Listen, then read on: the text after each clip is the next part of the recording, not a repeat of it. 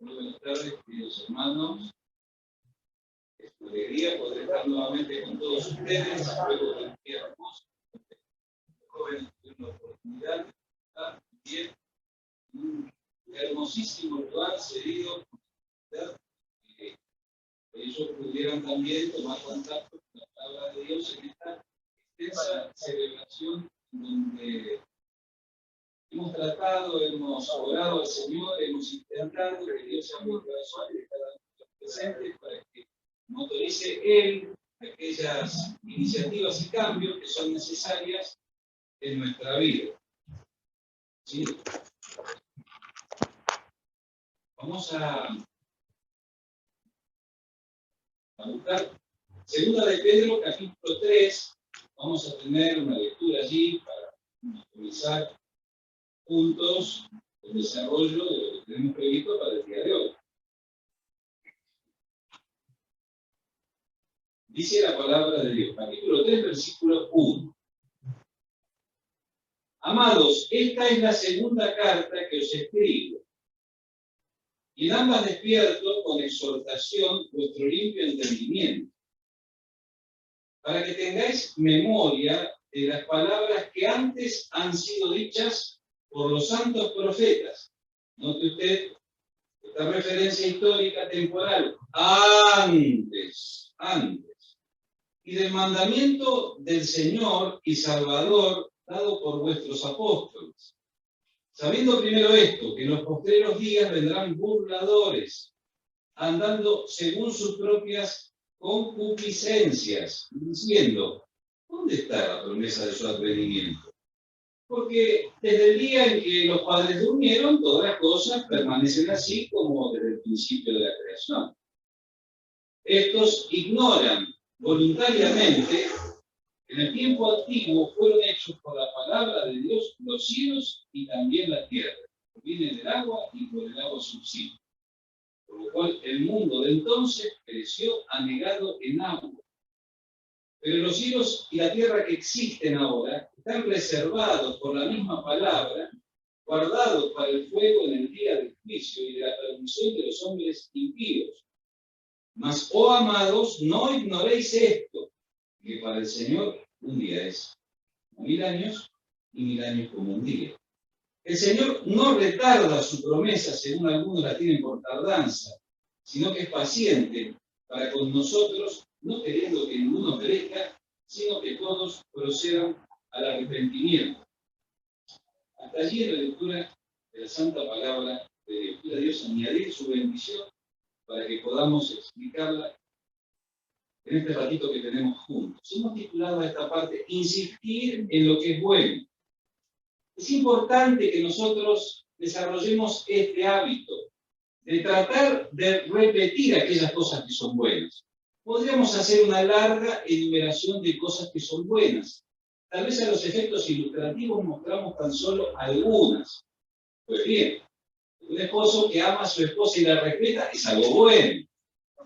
Una esposa que recibe ese afecto y como respuesta a ese trato cariñoso se subordina, se queda en ese lugar donde se siente segura, es algo bueno. Un hijo o una hija que alegran a sus padres, haciendo aquellas cosas que atenúan la carga de la crianza, eso es algo bueno. Hombres y mujeres de Dios que trabajan y cumplen con sus responsabilidades tributarias, eso es algo bueno, que en eso tenemos que insistir.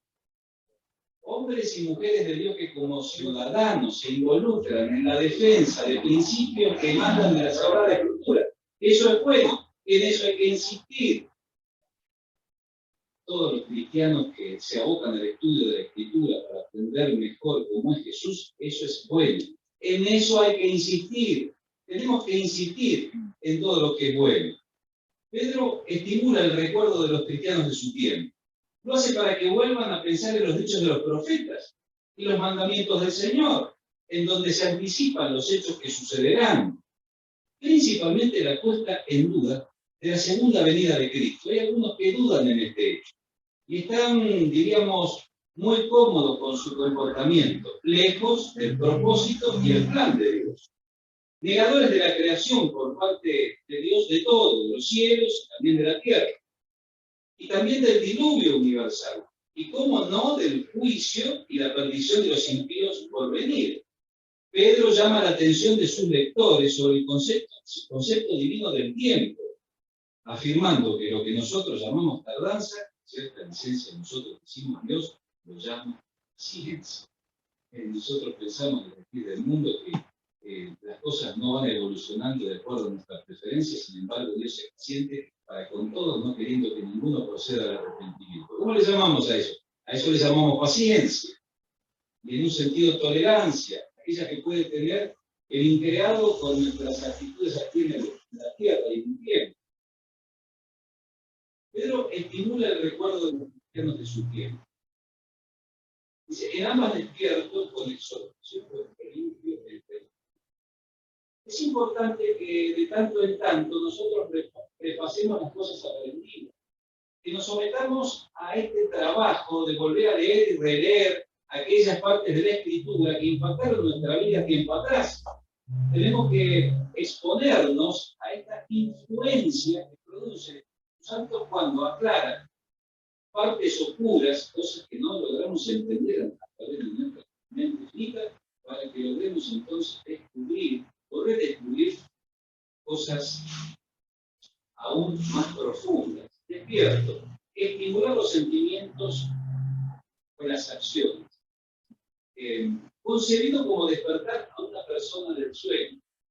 Le cuento de infidencias, todas las mañanas, 5 de la mañana, Orlando viene a llamarme, a caminar, o sea, alguien tiene que hacer ese trabajo, alguien tiene que despertar, y nosotros siendo adultos colocamos el despertador, y tal vez nuestro reloj biológico se adapta, y nosotros solitos abrimos los ojos. Esta actitud vigilante, con los ojos abiertos, atentos, esa debe ser nuestra actitud en este y en cualquier tiempo, pero en especial en este tiempo. Tenemos que estar despiertos. Él dice despierto con exhortación.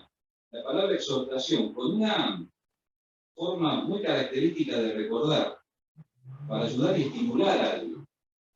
Allí, esa expresión encierra el hecho de que hay alguien que no se atreve a decir palabras poco amables, sino que se aproxima para que usted desarrolle el hábito propio. Es decir, aquellos creyentes que con mucho cuidado se aproximan para que usted tenga en claro tal vez que hay cosas que usted tiene que empezar a hacer. No se trata tanto de conocer, mire que conocer es importante, lo venimos diciendo desde hace casi 14 días, pero hacer, llevar a la práctica. A diferencia de otro conocimiento, tal vez el conocimiento formal, intelectual, filosófico o cualquier otro conocimiento, el conocimiento de Dios implica tener un conocimiento intelectual, también implica las emociones, pero necesariamente tiene que traducirse en acciones. Si no se traduce en acciones, nosotros estaremos siempre reprobando la materia que Dios quiere enseñarnos. Dice que despierta el limpio entendimiento. Ese entendimiento puro, sincero y honesto. Puro, sincero y honesto. ¿Verdad que cuando somos honestos y Dios nos habla al corazón, reconocemos nuestras miserias y nos damos cuenta cuando hemos fallado? ¿Verdad que cuando nosotros somos sinceros y honestos y puros, nuestro corazón se quebranta y estamos pensando tal vez cómo reparar alguna acción poco amable que hemos tenido con alguien? O tal vez alguna acción que nosotros hemos propuesto indefinidamente, algo que hemos dejado, como dicen algunos, en el tintero. Allí está. Teníamos que hacerlo, pero lo hemos pospuesto por otras que suponemos que son más importantes. En el tiempo del fin en el cual nosotros estamos, no hay nada más importante que hacer la voluntad de Dios. Mire, hay otras cosas que son importantes, pero son importantes en un segundo plano. Hay que volver a colocarlo primero en su lugar. Y lo primero es que debemos ofrecerle a Dios esos sacrificios que Él valora, que a Él le agradan. Tenemos que proclamar el Evangelio. Tenemos que hacerlo a voz audible para que las personas se entiendan, pero también tenemos que modelarlo con nuestro comportamiento. Así que Pedro tanto, el limpio entendimiento. Para que ellos, a ver, a través de la mente, coloquen el pensamiento, se produzca el principio de producción en la mente. Síntesis, para que el aprendizaje ocurra. El aprendizaje tiene que ocurrir. Es un fenómeno, diríamos, maravilloso, esa es la palabra. Cuando le enseñamos a los niños, estamos modulando palabras para que ellos repitan. Por ahí usted le insiste al pequeñito, mal. Ahí me estaba hablando de la hermana de los hermanos con respecto a este hecho en la enseñanza temprana edad. Y el pequeño hace un esfuerzo y mira la voz y pone toca la boca y empieza a reproducir sonidos y puede decir mal. Tenemos que aprender a hacer aquellas cosas que Dios está esperando de nosotros. Hay personas que nos enseñan explicándonos, pero también nos enseñan con sus acciones. Así como el padre con un pequeño, esa consideración, ese buen tino, esa amabilidad, tan cerca nuestro para que nosotros lo logremos. Lo hace para que vuelvan a pensar en los dichos de los profetas y los mandamientos del Señor. Es decir, Él dice, despierto vuestro limpio entendimiento para que tengáis memoria.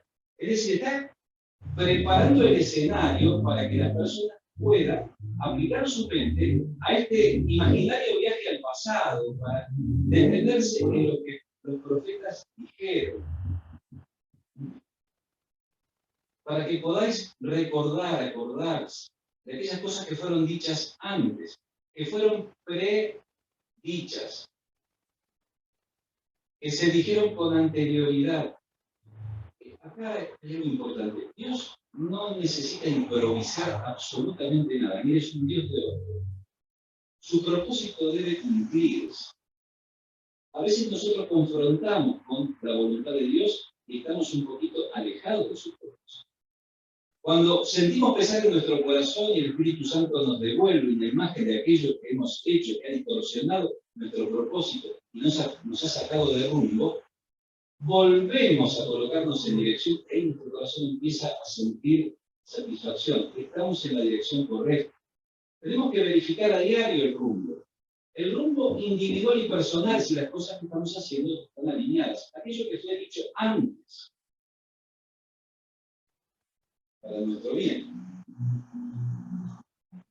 Dice, y del mandamiento del Señor, ¿sí? Y Salvador, dice, dado por nuestros apóstoles. ¿Cuántas cosas explicó el maestro? En el Sermón de la Montaña usted encuentra una innumerable cantidad de cosas preciosas para que usted recuerde y trate de practicar en este tiempo o en cualquier otro tiempo. Algunos han dicho que es el manual de conducta del reino de los cielos. Tal vez tenga razón, no lo sé. Lo que yo sí sé, que en esa porción de la Escritura, el Señor nos enseña en extenso discurso muchas cosas que debiéramos nosotros recordar a diario. Si alguien te pide que lleves una carga con él una milla, cóbrale, échalo. No dice que hagas otra milla más. Y por allí nosotros estamos extendiendo una milla más.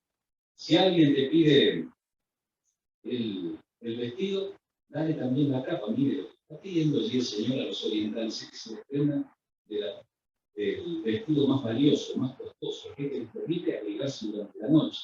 Y que muchas veces era prestado, ¿para qué? Para que muchos pudieran de pronto despertar al día siguiente. En la República Argentina tuvimos el privilegio durante algunos años antes de la pandemia de recorrer las calles tratando de darle abrigo a las personas que estaban expuestas en el invierno en las calles. Y llevábamos, mire, ropa, y una vez, ¿sabe lo que sucedió? Algo extraordinario, perdón, yo repito extraordinario, pero téngame paciencia.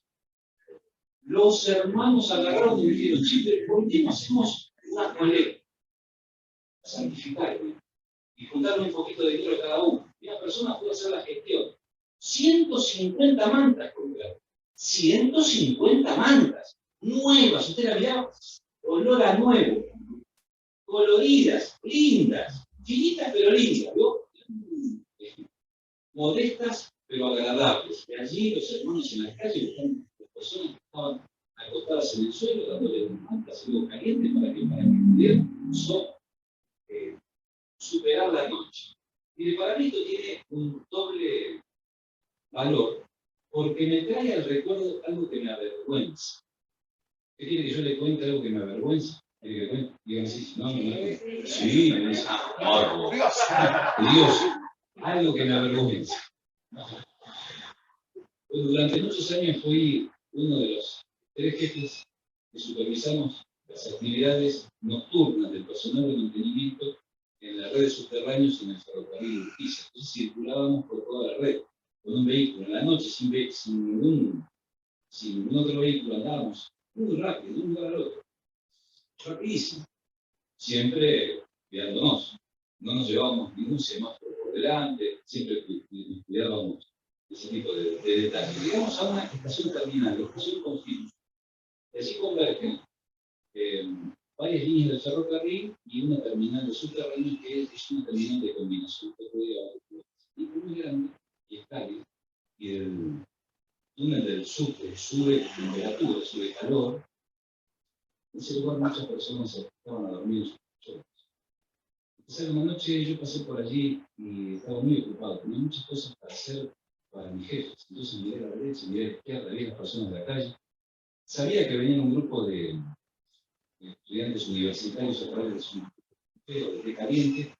Me dije a mí mismo, no tienes que intervenir, seguir con tu trabajo. Esa misma noche, en esa estación, hicieron 2 personas.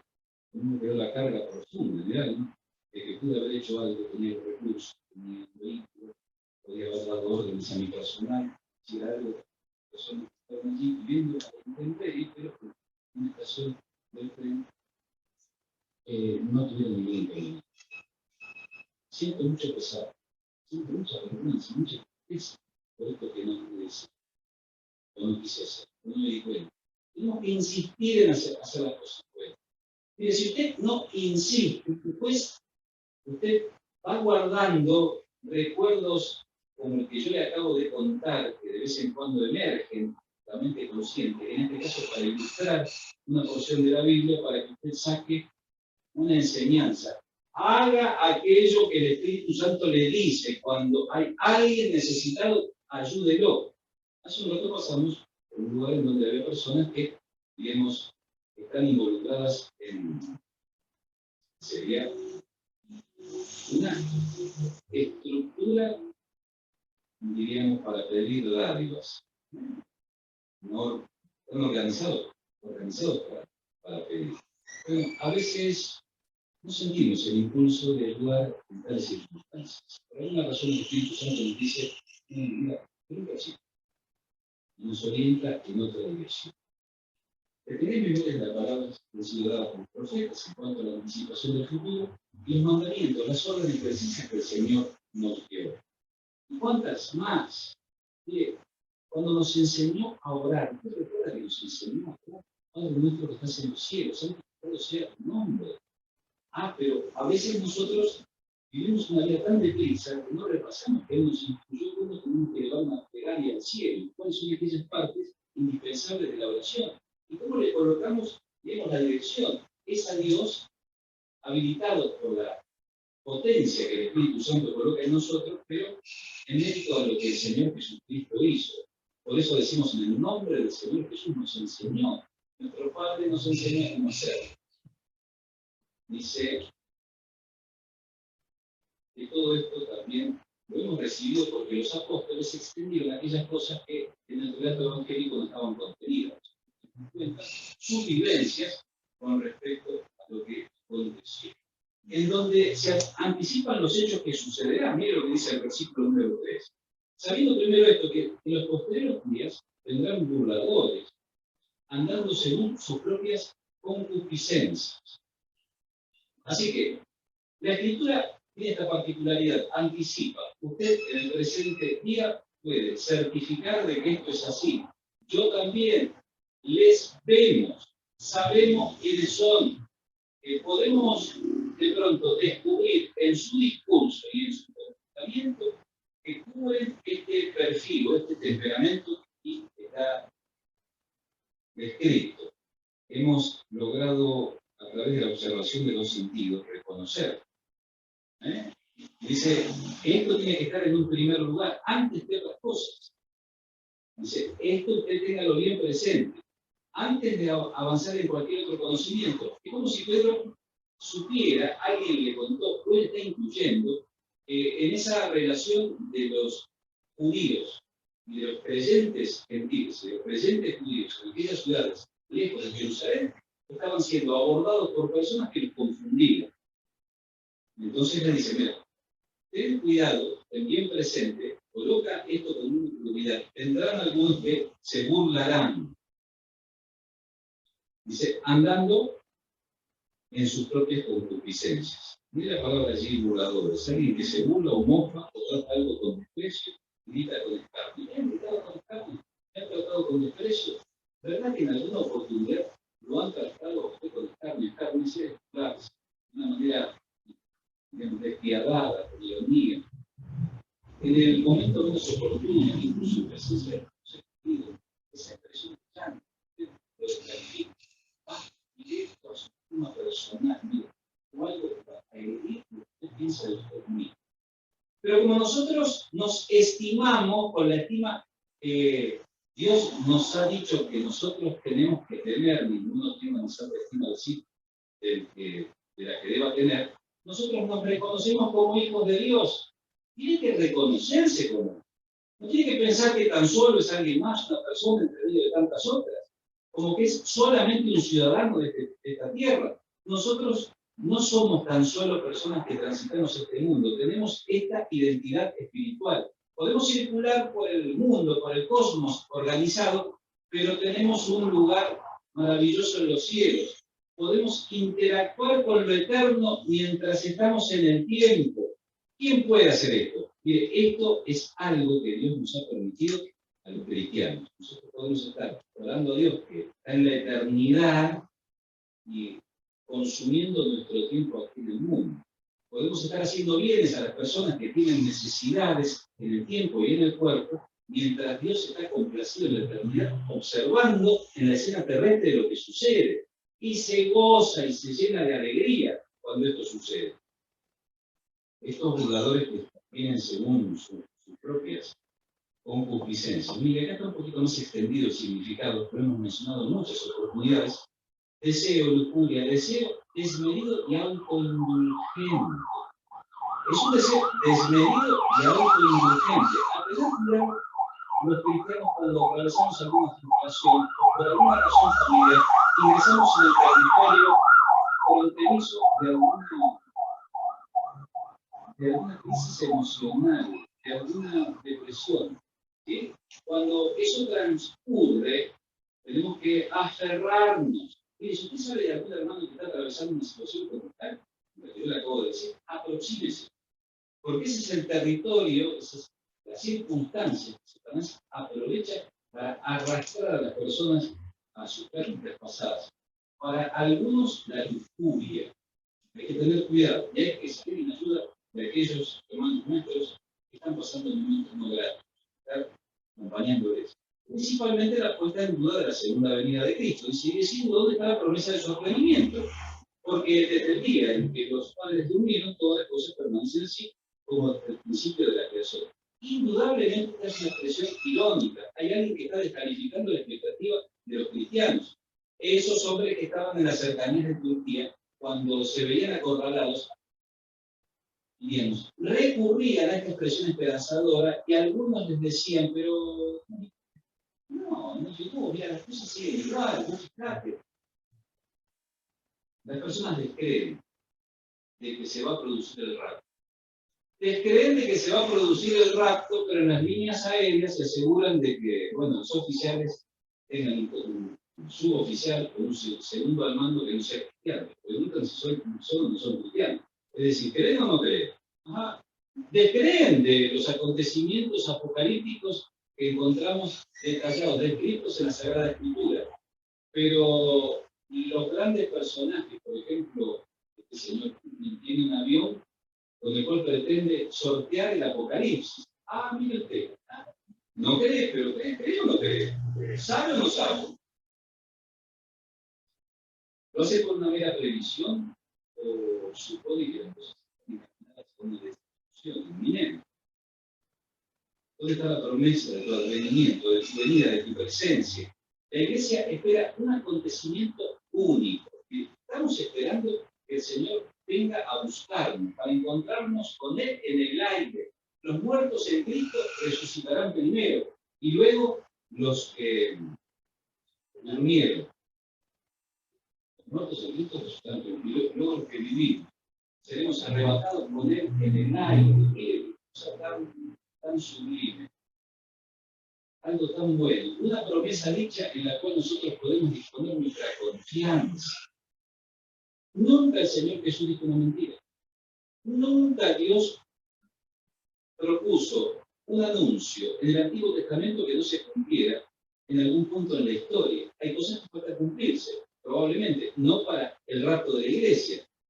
Sin embargo, tenemos la garantía, la seguridad de que Dios ha hecho lo que siempre ha dicho. Nunca ha fallado. Y no va a fallar en esta oportunidad. El argumento dice, todas las cosas permanecen así como desde el principio de la creación. Como que continúan, como que esto no va a tener un final. En la medida de que el tiempo transcurre, las personas están empezando a percibir de que todo se está complejizando, principalmente por la mala utilización de los recursos. Las personas están de pronto en un sentido aterradas de lo que va a suceder si nos quedamos sin agua, o si de pronto hay carestía en los alimentos y hay faltantes de ellos. Es decir, están percibiendo anticipadamente hechos que van a suceder en breve. Se está acomodando todo para que esto suceda como se describe allí en el libro de Apocalipsis. Negadores de la creación por parte de Dios de todos, los cielos y también de la tierra. Dice, ignoran voluntariamente que en el tiempo antiguo fueron hechos por la palabra de Dios los cielos y también la tierra, que proviene del agua y por el agua subsiste. Así que estas personas no afirman, descreen del hecho de esta capacidad que Dios siempre ha tenido como creador y sustentador del universo. Mire que la ciencia ha dado muchas evidencias. Nosotros somos, digamos, seres, entre comillas, creados. Sin embargo, un sector de la ciencia insiste en negar esta posibilidad, ni tan siquiera aceptándola como una teoría entre tantas otras. ¿Por qué? Porque detrás del hecho está Dios, y Dios ofende a aquel que es el príncipe de la potestad del aire y a sus subordinados, sus atletas. Nosotros los creyentes no tenemos conflicto con eso. Tenemos el libro de Génesis y estamos satisfechos. Fue en 6 días, al séptimo él descansó, creó todo maravilloso, bello, una tierra con aspecto de ser un poquito mayor, etcétera, etcétera, que nos enseñan aquellos que enseñan ese libro. Dice el verso número 6. Por lo cual el mundo de entonces pereció anegado en agua. Mire, el diluvio universal es algo que los paleontólogos no pueden negar. Así que este es un hecho que aconteció. A pesar de que no lo pueden negar, sucede lo mismo que sucede con la teoría de la evolución, incluso la evolución teísta que defiende la Iglesia Católica. Mire, está harto comprobado que hubo un fraude cuando se comunicó el hallazgo que era un perdido, una suerte de simio que le colocaron el nombre de Lucy. Por semejanza anatómica encontraron un cráneo, hombro y parece una extremidad. En la ladera de una montaña, juntaron esas cosas y hicieron la fiesta de la bomba para fundamentar esa teoría. Pues bien, mire qué malvado es Satanás. Porque a pesar de que tenemos la información suficiente como para deshacer esa teoría sigue insistiendo, se sigue enseñando insistentemente en las escuelas. Y no podemos hablar de Dios, no podemos decir que Dios es. Si usted en este país puede hacerlo, aproveche, dígalo, mire, repítelo hasta el cansancio. Que le entre en la mente de los niños. Dios creó los cielos y la tierra. Dios creó los cielos y la tierra. Dios es el que sustenta el universo. Mientras nadie diga, insista sobre estas cosas. Porque llegará el día en donde personas entrenadas para lavar el cerebro de nuestras generaciones más jóvenes dirán lo contrario. Pedro le anticipa a estos hombres que estaban en aquel lugar, lejos de la santa ciudad, que se iban a encontrar con burladores que iban a poner en duda la creación y también iban a poner en duda los juicios de Dios. Por ejemplo, el día del juicio de la perdición de los impíos, el verso 7. Pero los cielos y la tierra que existen ahora están reservados por la misma palabra, guardados para el fuego en el día del juicio y de la perdición de los hombres impíos. Claro, allí encontramos la palabra reservado, cero llegar a ser guardado o apartado para su uso futuro. Es decir, que ningún acontecimiento va a suceder antes que en el reloj profético de Dios de la hora justa. Tiene que dar la hora precisa para que estos acontecimientos sucedan. Nosotros no aceleramos la marcha ni la demoramos. ¿Por qué? Porque Dios lo hará en el momento preciso. Claro que algunos, con el entusiasmo de insistirnos en que prediquemos el Evangelio, nos dicen que en la medida de que todo el mundo crea, rápidamente el Señor va a venir. Pero ¿sabe qué? Hay un pequeño problema. Faltan aún tal vez algunos por nacer. ¿Qué hacemos con los que aún no han nacido? Tienen que desarrollarse intelectualmente para confiar. Y se tienen que desarrollar físicamente para servir. Es decir, estamos frente al hecho de que no tenemos que bajar los brazos ni dejar de hacer nuestra actividad hasta que nuestra actividad termine. ¿Cuándo termina su trabajo? Bien, una fracción de segundo antes del rapto. Ahí termina su trabajo. No puede relajarse. Al contrario, tiene que planificar, tiene que tratar de involucrarse, asistir, hacer las cosas. Hemos dicho en el inicio, tenemos que insistir en aquello que es bueno. Insistir es repetir esas acciones. ¿Cómo hemos llegado al estado de cosas presentes? Hay algunos perversos que han insistido años, décadas, han insistido y han generado opiniones sobre cosas que no son ciertas, han modificado el criterio de algunos que eran conservadores y ahora dejan de serlo, y eso toma estado público, y muchas personas ahora creen que la mentira es verdad, por el solo hecho de que insistieron en la mentira.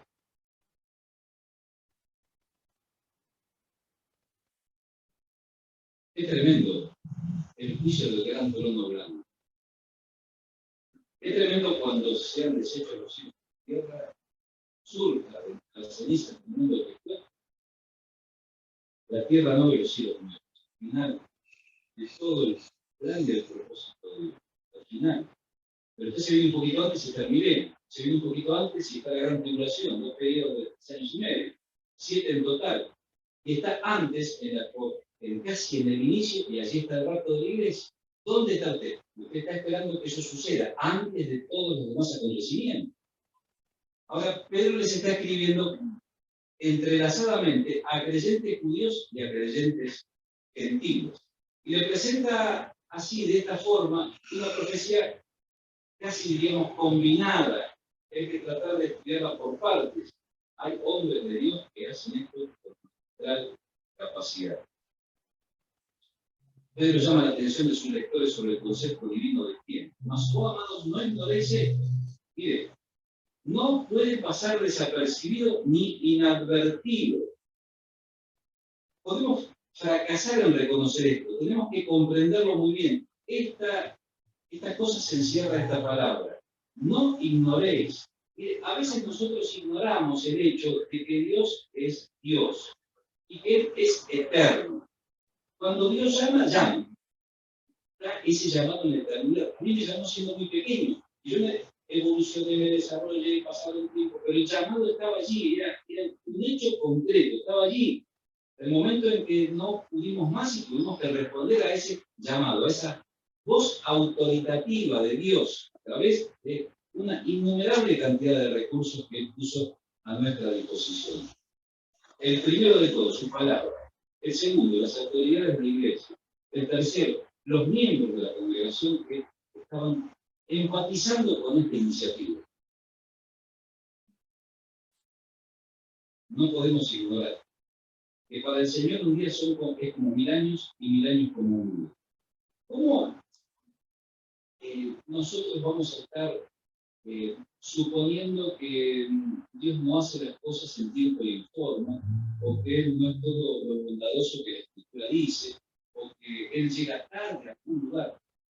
Estas son ideas que pueden surgir en la mente natural. Usted las puede pensar, pero cuando usted lee la Escritura y empieza a comprender cómo es Dios en realidad, esas ideas falsas empiezan a desaparecer. Nos enseñaban cuando éramos muy jovencitos. Dios responde siempre. ¿Cómo responde Dios? ¿Sí? ¿No? Más adelante. Son las tres formas. Le puede decir que sí, le puede decir que no, o quédate un poquito. No es el momento oportuno. Así que Dios siempre está atento a nuestra vida. El Señor no retarda su promesa, dice el versículo número 9. Según algunos la tienen por tardanza, sino que es paciente para que nosotros, no queriendo que ninguno perezca, sino que todos procedan al arrepentimiento. Lo que nosotros llamamos tardanza, permítame la licencia, Dios lo presenta como paciencia. Mire, nosotros queremos todo rápido. ¿Verdad que usted quiere todo rápido? ¿Le gusta hacer call? Llega a una oficina estatal y tiene 50 personas adelante. Usted está exultante. Qué bueno, voy a poder desarrollar mi paciencia esperando que estas 50 personas sean bien atendidas. Y además, si cuando llegan a mí la oficina se cierra porque se agotó el tiempo, yo no voy a reaccionar. ¿Por qué? Porque voy a aprender algo. Esto no es lo que habitualmente nosotros sentimos y hacemos, muy por el contrario. El Señor no retarda, no titubea, no deja de moverse rápidamente en el sentido humano de la expresión. Y tampoco se toma un tiempo comparativamente largo. ¿Por qué? Porque Él lo ha diseñado de manera que Él no altera su propósito. Tenemos que entenderlo de una vez y para siempre. Él no altera su propósito. Cuando llegue el momento que solamente el Padre sabe su potestad, las cosas se desencadenarán. Y una vez que comiencen a desencadenarse, que las personas en el mundo que no creen en Dios se agarren con firmeza, porque en el mundo comenzarán los juicios. Y estos juicios serán tremendos y terribles.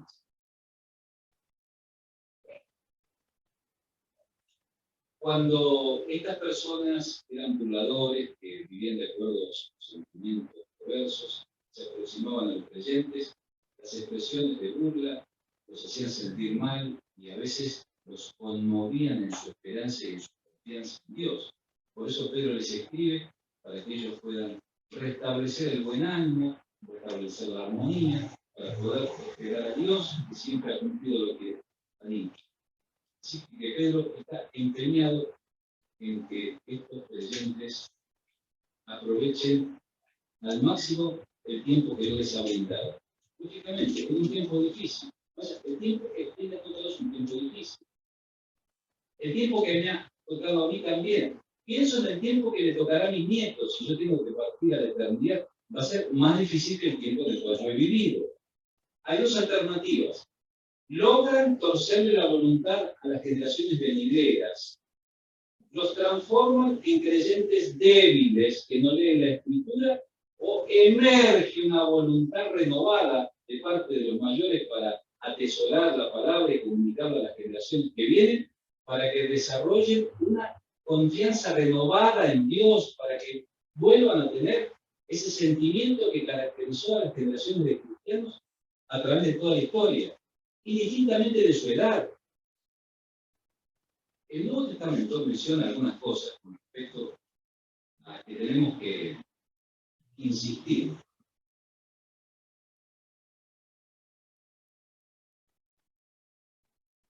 El Salmo 14:3 dice: todos se desviaron, a una se han corrompido, no hay quien haga lo bueno, no hay ni siquiera uno. Y esta observación de parte del pueblo está mirando a su alrededor y no encuentra a ninguno que haga cosas correctas. Esto refleja la realidad del hombre natural. Esto está señalando el comportamiento que fue nuestro antes de conocer a Jesucristo. No estábamos dispuestos a hacer el bien, o al menos no estábamos dispuestos a hacerlo a la manera de Dios. En esta generación las personas han perdido incluso el afecto natural, el que emerge con espontaneidad, el que sale naturalmente, esto que reproduce la imagen y la semejanza de Dios. Cuidando pequeños en el hogar de niños, hemos visto cómo los papás pueden llegar a hacer cosas aberrantes con sus hijos.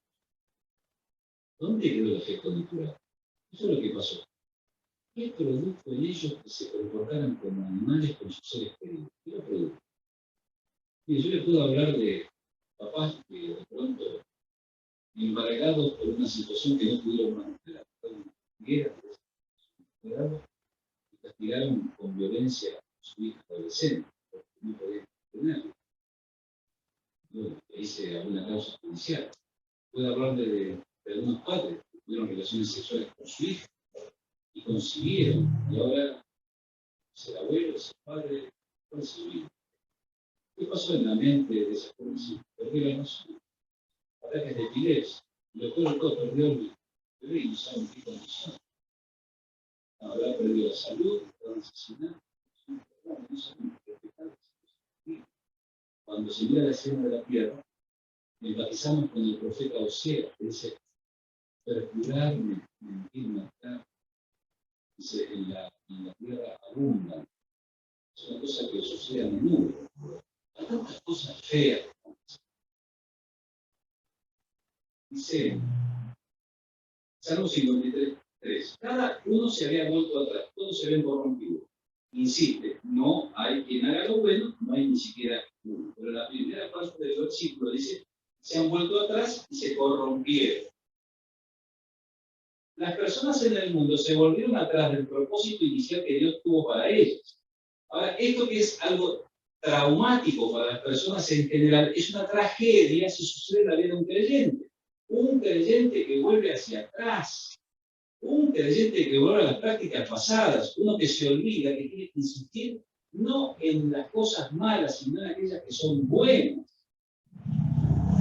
Mateo 7 dice: así todo buen árbol da buen fruto, pero el árbol malo da malos frutos. Así encontramos en el Evangelio de Mateo una expresión clara y precisa para poder determinar qué tipo de árbol y cuál es el fruto.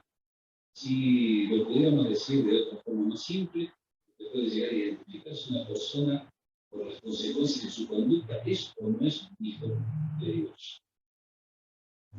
Mateo 12:34 dice: generación de víboras, ¿cómo podéis hablar lo bueno siendo malo? Porque de la abundancia del corazón habla la boca.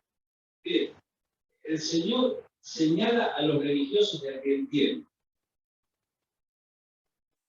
y les tiene que decir de esta forma tan extrema cuál es su realidad para que reflexionen. Los cristianos tenemos un potencial problema: podemos tornarnos en religiosos. Y hay un solo antídoto para no ser un religioso, para ser un hombre y una mujer espiritual: estar en plena comunión, insistir en aquellas cosas buenas que nuestro papá en los cielos quiere ver que hagamos a diario. Que pueda ser así para su gloria y para su honra.